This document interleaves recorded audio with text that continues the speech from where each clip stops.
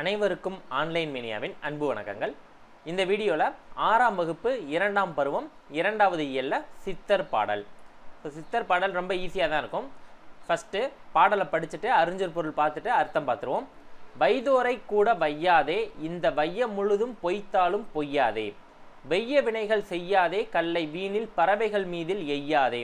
So இதுக்கு shortcut பார்த்தோம் அப்படின்னா எல்லாமே தே தே அப்படின்னே முடிஞ்சிருக்கும். ஸோ ஏதாவது வரி கொடுத்து இது என்ன பாடல் அப்படின்னு கேட்குறாங்கன்னா தே தே, வையாதே, பொய்யாதே, செய்யாதே, எய்யாதே, ஆட்டாதே, இந்த மாதிரியே காட்டாதே, ஊட்டாதே, நாட்டாதே, இப்படி தேனே முடிஞ்சுக்கிட்டே இருக்கிறதுனால இது என்னது சித்தர் பாடல் அப்படின்னு ஞாபகம் வச்சுக்கோங்க. அப்போ தேன் முடிஞ்சா சித்தர் பாடல் அப்படின்னு ஐடென்டிஃபை பண்ணிடலாம். ஸோ வைதோரை கூட வையாதே, இதை பார்த்தாலே நமக்கு தெரியுது, திட்டுறவங்கள கூட திட்டாதீங்க அப்படின்னு சொல்கிறாரு. அடுத்து இந்த வையம் முழுவதும், வையம் அப்படின்னா என்னது உலகம், இந்த உலகமே பொய் சொன்னாலும் நீங்கள் என்ன பண்ணக்கூடாது, பொய் சொல்லக்கூடாது அப்படின்னு சொல்கிறாரு. வெய்ய வினைகள் செய்யாதே அப்படின்னு சொல்கிறாங்க. வெய்ய வினைகள் அப்படின்னா அறிஞர் பொருளை பார்ப்போம். வெய்ய வினை அப்படின்னா என்ன சொல்கிறாருன்னா துன்பம் தரும் செயல் அப்படின்னு சொல்கிறாரு. ஸோ அப்போ துன்பம் தரும் செயல்களை செய்யாதே அப்படின்னு சொல்கிறாரு. அடுத்து கல்லை வீணில் பறவைகள் மீதில் எய்யாதே. ஸோ அப்போ பறவைகள் மீது கல்லெறிய வேண்டாம் அப்படின்னு சொல்கிறாரு.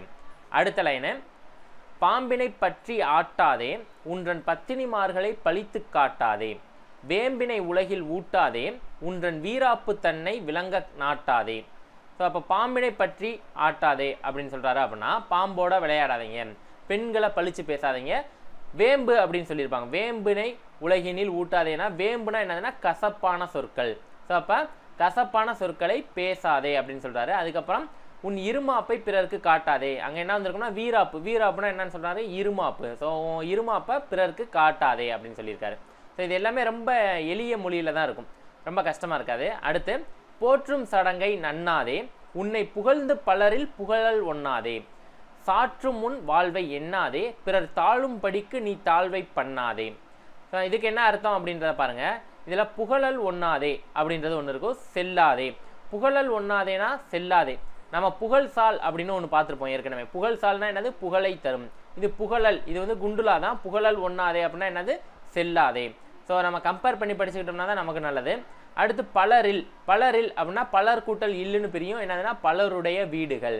ஸோ பிறர் கொண்டாடி செய்யக்கூடிய சடங்குகளை செய்யாதீங்க, உன்னை புகழ்ந்து பேசுறதுக்காக மற்றவங்க வீட்டுக்கு போகாதீங்க, உன் வாழ்வை பற்றி போற்றி பெரிதாக நீ எண்ணாதே அப்படின்னு சொல்லியிருக்காரு. அதுக்கப்புறம் பிறருக்கு இழிவை உண்டாக்கும் தாழ்வான செயல்களை செய்யாதே. அடுத்து, கள்ள வேடம் புனையாதே, பல கங்கையிலே உன் கடம் நினையாதே, கொள்ளை கொள்ள நினையாதே, நட்பு கொண்டு பிரிந்து நீ கோல் முனையாதே. ஸோ கள்ள வேடம் புனையாதே அப்படின்னா என்ன சொல்கிறாங்க, வேஷம் போடாத அப்படின்னு சொல்கிறாங்க. அடுத்து, புண்ணிய ஆறுகளை தேடி தேடி போய் மூழ்க வேண்டாம், யாருடைய பொருளையும் திருட நினைக்க வேணாம். ஒருத்தவங்களோட ஃப்ரெண்ட்ஸ் ஆகிட்டு அவங்கள பிரிஞ்சோன்னா அவங்கள பற்றி போய் இன்னொருத்தவங்கள்ட்ட கோல் மூட்ட வேணாம் அப்படின்னு சொல்லியிருக்காரு. ஸோ இதில் சாற்றும் அப்படின்னா என்னதுன்னா புகழ்ச்சியாக பேசுவது. கடம்னா என்னது, உடம்பு. ஸோ இங்கே சாற்றும் கடம் அது மட்டும் பார்த்துக்கோங்க. கங்கையிலே உன் கடம் நினையாதே, கடம்னா என்னது, உடம்பு அப்படின்னு சொல்லிட்டோம். அடுத்து இங்கே பார்த்தீங்கன்னா சாற்றும் உன் வாழ்வை, சாற்றும் அப்படின்னா என்னது, இங்கே பார்த்தோம் புகழ்ச்சியாக பேசுவது. ஸோ அப்போ இதை மட்டும் நான் கரெக்டாக ஞாபகம் வச்சுக்கோங்க. இவர் எழுதினவர் யார் அப்படின்னா இந்த சித்தர் பாடலை கடுவெளி சித்தர். ஸோ சித்தர் அப்படின்னா யார் அப்படின்னா தமிழ்நாடோட மலைக்காடுகளில் 400 ஆண்டுகளுக்கு முன் வாழ்ந்தவங்க தான் யார் அப்படின்னா சித்தர்கள் அப்படின்னு சொல்கிறோம். ஸோ இதில் பார்த்தோம்னா பாம்பாட்டி சித்தர், குதம்பை சித்தர், அழுகணி சித்தர், இப்படி நிறைய பேர் இருப்பாங்க. ஸோ இப்போ பார்த்த பாம்பாட்டி சித்தர், குதம்பை சித்தர், அழுகணி சித்தர் எல்லாருமே காரண பெயர் அல்லது காரண சிறப்பு பெயர் அப்படின்னு சொல்லுவோம்.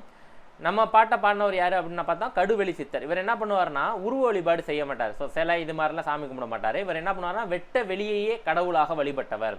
ஸோ அப்போ வெட்ட வெளியையே கடவுளாக வழிபட்டவர் யாருன்னு கேட்டால் என்னது, கடுவெளி சித்தர் அப்படின்னு இருக்கும். அந்த வெளி அப்படின்னா என்னது, வெட்ட வெளி, கடுவெளி சித்தர்.